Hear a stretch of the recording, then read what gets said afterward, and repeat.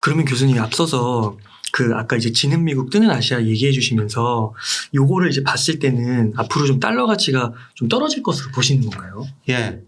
이게 장기적으로 달러 가치는 떨어지고 있어요. 그러니까 우리가 흔히들 달러 지수라는 것은 선진국 통화에서 주요 선진국 통화에서 달러 지수거든요. 그동안 달러 가치가 두 번에 대해서 큰 폭으로 떨어졌습니다. 85년 9월 미국이 어려우니까 플라자입을 통해 가지고 달러 가치를 유도했고요. 네. 그때 달러 가치가 한 50%나 떨어졌어요.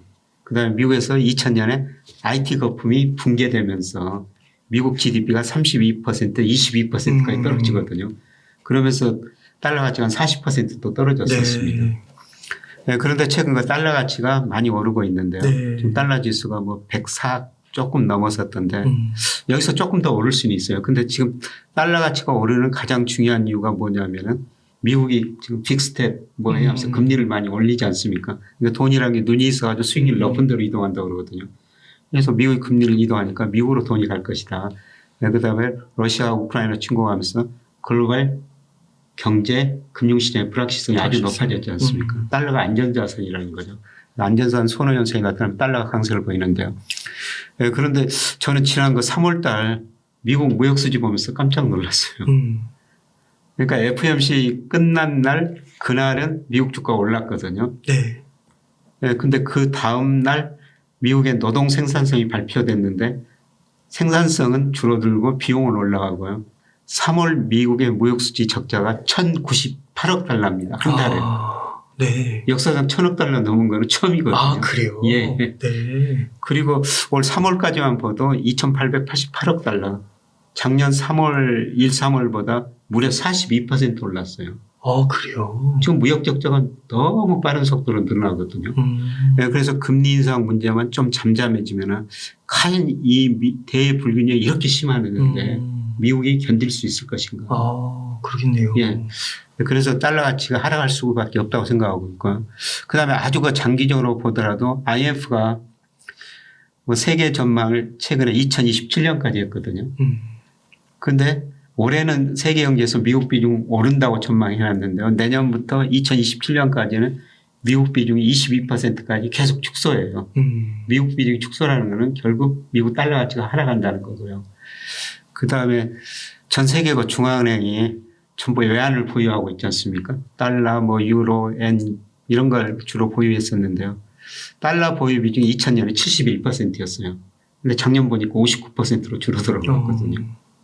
계속 줄어들고 있어요. 추세적으로. 저는 5년, 10년 이 사이에 그 달러 비중이 50% 이하로 떨어지리라고 보고 있습니다. 달러를 그만큼 전 세계가 못 믿겠다는 거죠. 전 세계 중앙은행이. 네. 그래서 저는 비트코인 같은 것도 등장했다고 생각하고 있거든요. 2008년에 비트코인이 나왔지 않습니까? 그래서 달러에 대한 신뢰, 미국 경제에 대한 신뢰가 줄어드니까 뭔가 달러에 대한 대체, 대안들이 맞아요. 여러 가지가 나오는데 그 중에 하나가 비트코인이 아닌가. 그래서 최근에 비트코인 많이 떨어졌죠. 맞아요. 근데 저는 이 비트코인이 이렇게 떨어진 거 보고 사고 싶은 생각이 들거든요. 네. 아, 그러셨군요. 그러면은요, 교수님, 그 우선 달러 가치가 중장기적으로 좀 떨어진다고 하면 네. 그 한국 그 주식 시장에는 조금 유리한 면도 있지 않나요? 그렇죠. 그러니까 외국인들 우리 주식을 살 때 뭐 장기적으로 뭐 한국 경제 성장이 어떠느냐, 한국 뭐 삼성전자 기업이 이익이 어떠냐 이걸 보지만 단기적으로 가장 중요한 요소 환율이에요. 달러 가치가 떨어지면은 상대적으로 원화 가치가 오르거든요. 오늘 보니까 환율이 뭐 1280원도 넘어버렸던데. 와, 예. 1300원 가는 거 네, 아니에요? 1300원 일시적으로 갈 것 같습니다. 네. 네, 그런데 갈수록 저는 달러 가치가 떨어지면 상대적으로 원화 가치는 오를 수밖에 없다고 생각합니다. 환율이 떨어질 거라는 거죠. 네. 얼마까지 떨어질지는 누구도 잘 모르는데요. 네, 제가 지금 장기적인 추세 같은 거 여러 가지로 구해보면 한 1200원 정도가 적정 환율이 나오거든요. 네. 저는 시간의 문제지 머지않아 1200원까지 떨어지리라고 보고 있어요. 네, 그렇게 되면은 환율이 떨어진다고 생각하면 외국인들이 주식을 살 거라는 것이죠. 그래서 조만간 뭐 그동안 외국인들이 주식 정말 많이 팔았는데 조만간 환율 하락을 기대하고 일부 외국인들이 주식을 사면서 단기적으로 주가가 반등할 수 있다. 네. 그래서 사실 제가 4월까지 떨어지고 5월부터 상승합니다. 이런 말을 계속 드려왔는데 지금 5월 들어서 하루도 안 오르고 떨어져가지고 제가 그냥 고개 숙이고 다니고 있습니다. 아니, 그런 거는 뭐. 그러면 이제 외국인들이 만약에 들어온다고 했을 때는 아무래도 대형주를 좀 사겠네요. 그렇죠. 뭐 대표적인 게 삼성전자죠. 삼성전자가 작년 2월 보니까 외국인 비중이 55%라. 예. 그런데 최근에 보니까 50.8%로 많이 줄어들었어요. 외국인이 들어온다면은 삼성전자, 한국을 대표하는 1등 기업들 산입지. 뭐 SK 하이닉스, 엔솔 이런 거. 예, 그렇습니다. 큰 거. 예, 큰 것들 뭐 거기다 뭐 현대차, 포스코 같은 것도 들어갈 수가 있겠고요. 그러면 그때 조금 이제 지수가 조금 올라갈 수가 있겠네요. 예, 일시적으로 올라갈 수 있다고 생각하고 있어요. 그게 제가 5월부터 한 9월 늦어도 한 10월까지 정도로 생각했는데요. 지금 5월 초순에 지금 너무 많이 떨어져가지고 저는 지금 뭐 사실 삼성전자 주식 사고 있습니다. 네. 오래전부터 삼성전자 주식 가지고 있었는데 물론 9만 원 넘을 때 좀 많이 줄여놨습니다만은 저는 그 철저히 나이 들었으니까 수익률보다는 리스크 관리를 잘해야 되거든요. 그래서 투자라는 게 리스크하고 수익률의 적절한 조화라고 생각하는데 삼성전자 주식 가지고 있으면서 리스크 관리를 해야 되지 않습니까? 네. 그 수단이 인버스 ETF거든요. 네. 그 인버스 ETF를 사놓으면은 삼성전자 주가가 떨어지더라도 인버스 ETF는 오르니까 네. 삼성전자 떨어진 거를 수익률 그거를 플러스 마이너스 제로로 만들 수가 있죠. 네. 네. 그런데 저는 최근에 그 인버스는 주가지수 떨어지니까 오르니까 인버스 계속 줄이고 대신 향후 뭐 3, 4개월 보면서 장기는 아닙니다.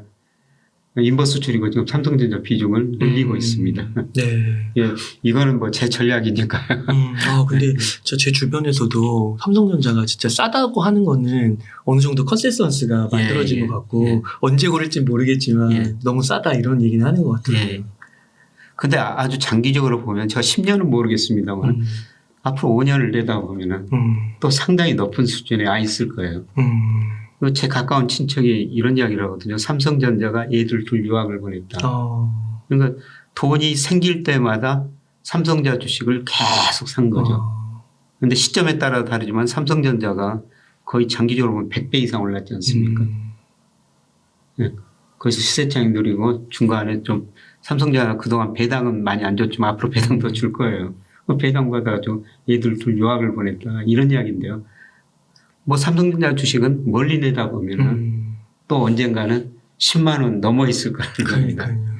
그러니까 지난 그게 10년인가 15년 데이터인가 그게 정확히 제가 기억은 안 나는데 어떤 분께서 조사한 거 보니까 그래도 연 복리 수익률로 따졌을 때 16%인가 이렇게 나왔다고 하더라고요. 예.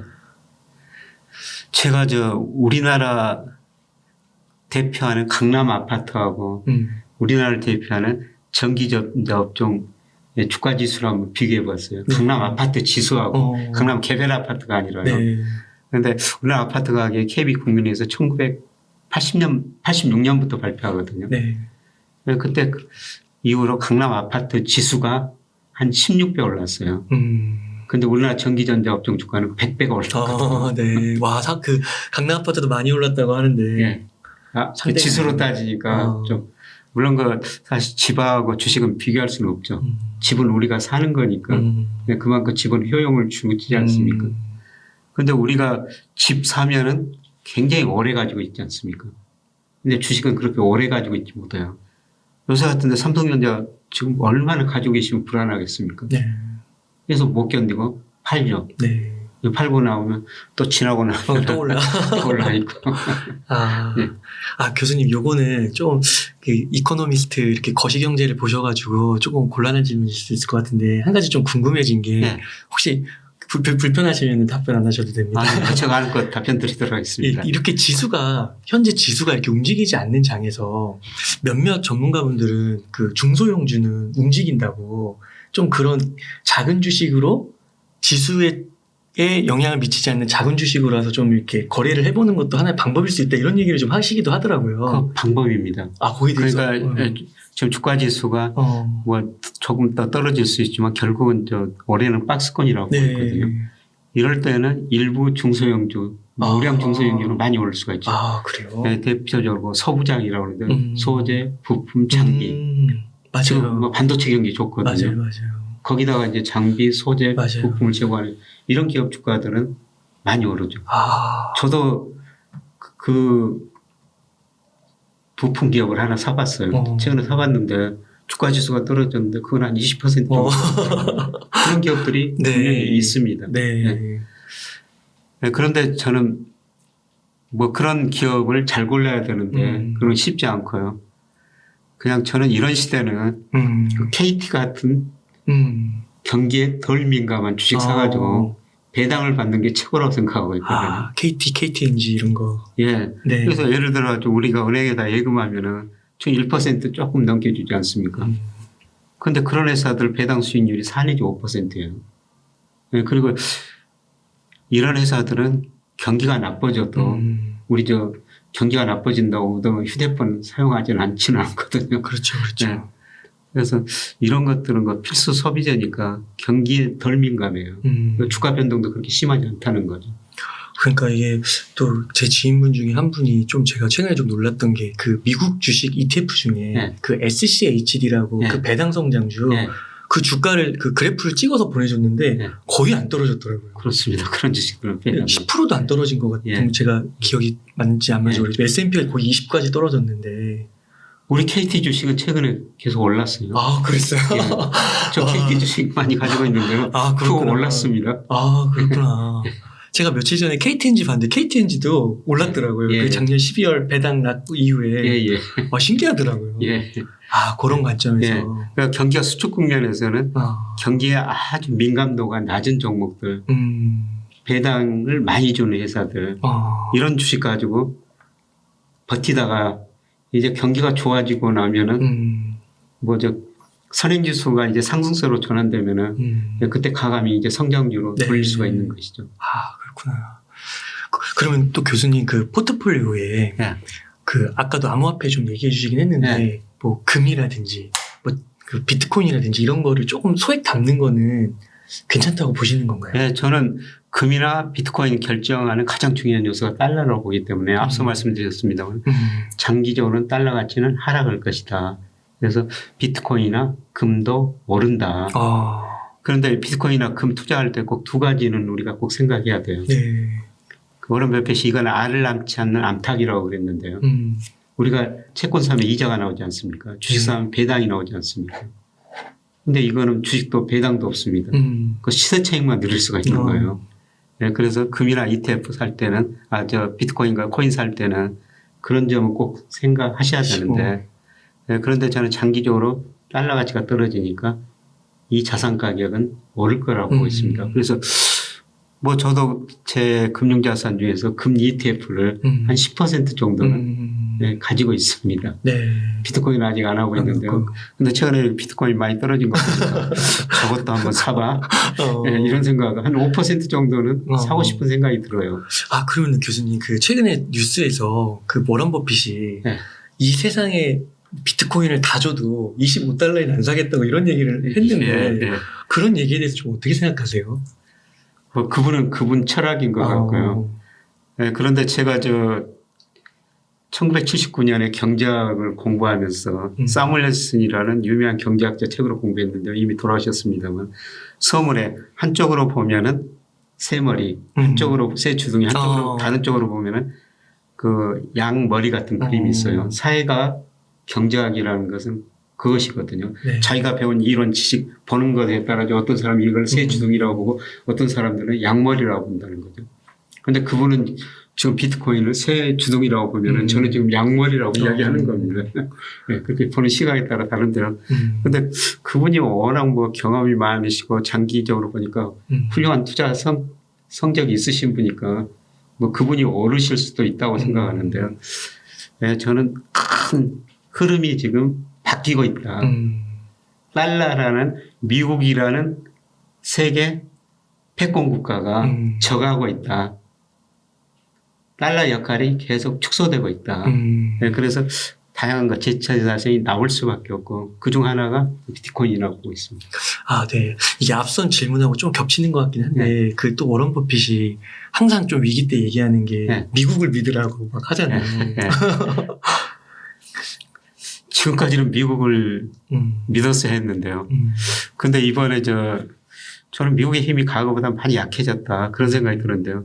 지금 러시아와 우크라이나 침공하면서 미국 주도로 러시아 금융제재, 중앙은행 규제, 기술 규제, 그 다음에 뭐 무기 수출 엄청나게 많은 규제를 하지 않습니까? 근데 그게 미국을 따르는 나라가 서방 유럽 국가밖에 없어요. 흔히들 그 G20에 속하는 신흥 국가들, 러시아, 브라질, 남아공, 인도 같은 나라. 제재에 거의 참여하지 않고 있습니다. 네. 눈치만 보고 있죠. 그만큼 제가 보기에는 미국의 힘이 과거보다 약화됐다. 그리고 요새 이제 가장 우리한테 관심을 가진 게 사우디거든요. 네. 미 달러가 기축통화가 본격적으로 된 거는 1974년 사우디가 원유를 수출하면서 달러로 결제를 받았어요. 그래서 달러는 통화가 완전히 기축통화로 자리 잡은 거거든요. 그런데 요새 뭐 이라크 관계, 이란 관계에서 미국이 사우디하고 조금 서운하게 사우디를 대접해주고 있거든요. 사우디가 뭐라고 그러고 있습니까? 지금 사우디 원유 수출 중 약 4분의 1이 중국으로 간다는 겁니다. 중국으로 원유 수출하면서 그걸 달러로 받는 게 아니라 위안화로 받아버리겠다. 그거 정말 큰 변화예요. 예.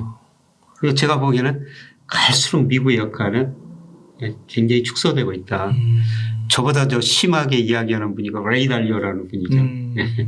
예. 그분은 장기 역사를 분석하면서 미국은 이미 정점을 치고 자산가의 거품이 붕괴되고 지금은 시민전쟁까지 이야기하고 있는 분이거든요. 그러니까 미국이 세계 패권주의가 된 거는 기본은 시장경제하고 자유민주주의지 않습니까? 요새 우리 윤석열 대통령이 그거를 강조하던데 네, 그것 가지고 패권국가가 됐는데 지난 그 대통령 선거 때 트럼프 지지자들이 민주주의의 상징인 의회에 들어가가지고 창문을 깨트리지 않습니까? 네. 군인들은 총 들고 있었어요. 그런 거 보면서 미국이 저는 가는 나라구나. 그래서 이번 11월 달에 뭐 중간선거가 있지 않습니까? 그런데 이번에 그 바이든 대통령이 마가라는 표현을 쓰더라고요. 혹시 마가라는 들어봐 보셨습니까? 기업 앞에 딴 마가 그거 말씀하시죠? 마가. 메이크 아메리카. 다른 거구나. 네. 그레이트 어게인. 네. 그게 트럼프가 주장한 거였거든요. 네. 그래서 마가를 굉장히 바이든 대통령이 비난하고 있더라고요. 그러니까 중간선거 11월 중간선거를 앞두고 자기 지지층을 또 모으고 있는 거죠. 또 트럼프는 트럼프 쪽으로 모으고 있는 거고. 예. 좀 그런 분열도 좀 심각해지고. 그래서 레이 달리오 같은 사람은 2024년에 미국 대통령 선거가 있지 않습니까? 이때 트럼프하고 바이든 지지자하고 가치의 격차가 너무 크다는 거죠. 지금 미국의 부의 격차는 1930년대 대공황 이후 가장 벌어졌고요. 네. 이 가치의 격차가 커졌기 때문에 오히려 다음 대통령 선거 때 시민 전쟁이 일어날 수 있다. 이런 극단적인 말 하거든요. 저는 뭐 그 정도까지는 아니라고 생각하는데 네. 지금 가치의 격차가 그렇게 커져 있다는 겁니다. 그래서 저는 미국이라는 나라 보면서 장기적으로 흥망성쇠가 있습니다만은 이미 미국도 정점을 치고 세계 GDP의 32%에서 지금 23%로 떨어졌습니다만은 이걸 보면서 아직도 미국을 대체할 패권 국가가 없어요. 중국도 패권 국가 될 수가 없습니다. 될 수가 없어요. 예. 아마 GDP는 2029년, 2030년 미국을 앞설 텐데요. 중국이 내세울 게 없습니다. 영국이 세계 패권국가가 되는 건 자유시장 경제였거든요. 네. 그다음에 미국이 지금 패권국가는 법에 근거하는 민주주의가 패권국가 이렇게 이념이었었죠. 그런데 중국은 그런 이념이 없어요. 중국의 이념은 뭐냐면 각 나라 사정에 따라 가지고 자기들 나름대로 주의가 있다. 그걸 서로 간섭해서는 안 된다. 이런 이야기거든요. 네. 그래서 중국이 뭐 경제적으로 미국 GDP를 넘어설 것이면 정치적으로는 사회적으로는 패권국가 될 수가 없죠. 그래서 앞으로 좀 다운 사회가 될 것 같아요. 저 북미 쪽은 미국, 남미 쪽은 브라질이 아. 커지면서 그다음에 유럽도 하나 뭉치고 그다음에 아시아 쪽으로는 중국이 커지고. 이게 그 대학교 때 갑자기 그 정치학 교양서 그때 생각되면서 이게 그 1급 국가 중심으로 해야 예. 국제 질서가 잡혀서 예. 세계 질서가 안정화되는 거냐. 예. 이게 또 다원화되면은 이게 뭐 평등하게 돌아갈 수도 있다고 하지만 거기서 또 갈등이 생길 수도 있다. 이렇게 보는 또 입장도 있고. 그렇죠. 그래서 지금 서로 갈등이 생기죠. 러시아 지금 이렇게 군란이 침공한 것도 미국의 힘이 약해졌기 때문입니다. 네. 와, 진짜 너무 복잡하고 참 예. 불확실성이 진짜 너무 큰 것 불확실성이 같아요. 큰 시대인 것 같습니다. 네, 교수님.